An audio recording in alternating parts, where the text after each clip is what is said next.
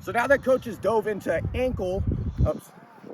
So now that coach has dove into talking about loading the ankles, we're going to talk about hip projection here, okay? So the one thing I want us to first think about is for at least our first steps and even our third or fifth step, we're thinking about hip projection. How can I project my hips forward and get them out in front? Because that means we're building momentum, we're building speed, okay?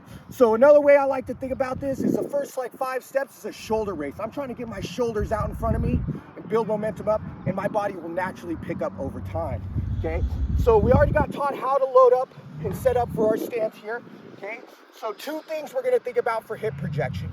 All right, first thing I'm going to think about is where's my lead shin? Is it pointing forward? Yes, it is, so I'm in a pretty good position so far. Next thing I want to think about is where's my hip height? Okay, because if my hips are down, my option's only to go up, right? If I can get my hips up now, keep those hips high on my stance, where I'm able to drive out, now I'm able to drive those hips forward into my sprint, okay, through the drive phase. Now, one thing that's significantly important about this first step here, okay, it's roughly 1 yard, 3 feet, okay, that's in 1 stride length. Now, the goal here, like I mentioned earlier, is to get the hips out in front, all right? Now, we're gonna talk about what's called a negative step and how that's beneficial to your top speed and acceleration.